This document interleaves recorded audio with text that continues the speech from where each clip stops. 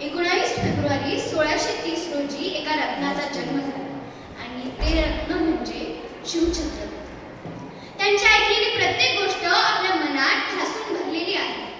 असाच एक प्रसंग मी तुम्हाला सांगू इच्छिते. एकदा जेव्हा महाराज कर्नाटकेच्या मोहिमेवरून महाराष्ट्रात परत येत होते, वाटेत त्यांना बेलवाडी नावाचे एक गाव लागले. त्या गावात एक छोटासा किल्ला होता. मल्लम्मा देसाई नावाची ठाणेदारी तेथे राहत होती.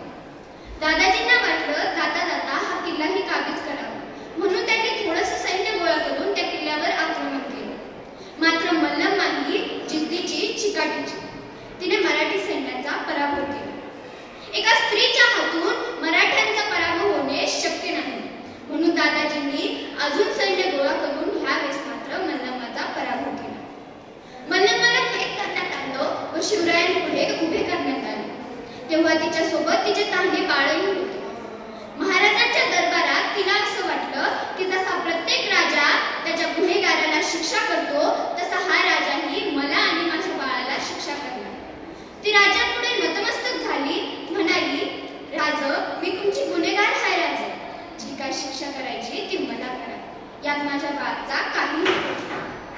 महाराजांनी स्मित हास्य केलं व म्हणाले, चिटणीसांना त्यांनी इशारा केला.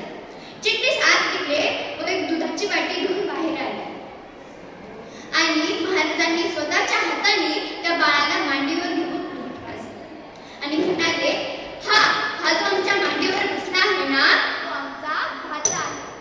अहो, मग तुम्ही आमच्या भगिनी झालात. कोणता भाऊ आपल्या बहिणीचं राज्य बळगावतो? अहो दादाजी, बहिणीचं राज्य घ्यायचं नसतं तर बहिणीला राज्य द्यायचं असतं. महाराजांनी तिला तिचं राज्य तर परत दिलंच, यासोबत तिला बांगडी चोळी देऊन तिला तिच्या घरी सुखरूप पोहोचले.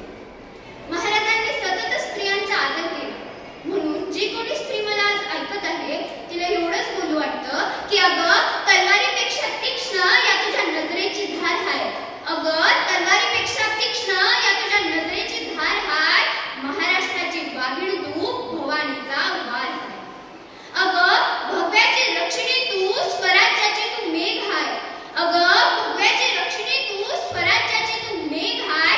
दुबळी समजू नको स्वतःला, तू जिजाऊंची लेक हाय. तू जिजाऊंची लेक हाय.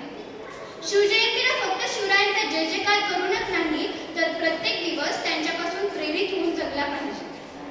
बाह्य अंगाने महाराज बनण्याचा प्रयत्न करण्यापेक्षा अंतरंगात त्यांचे गुण, त्यांची शिकवण भिनून घेतली तरच ती खरी आदरांजली. उभं आयुष्य महाराजांनी ज्या कार्यासाठी समर्पित केलं, त्या कार्यातून जर प्रेरणा घेतली तरच ती खरी शिवजयंती. जाता जाता मी एवढंच बोलते, देवाकडे एक फूल मागितलं तर देवाने अख्खी बागच दिली. देवाकडे राहायला घर मागितलं तर देवाने अख्खा राजवाडाच दिला. देवाकडे पाणी मागितलं तर देवाने अख्खा समुद्रच दिला. परंतु जेव्हा देवाकडेच देव मागितला, तेव्हा देवाने छत्रपती शिवाजी महाराजांसारखा देव माणूस दिला.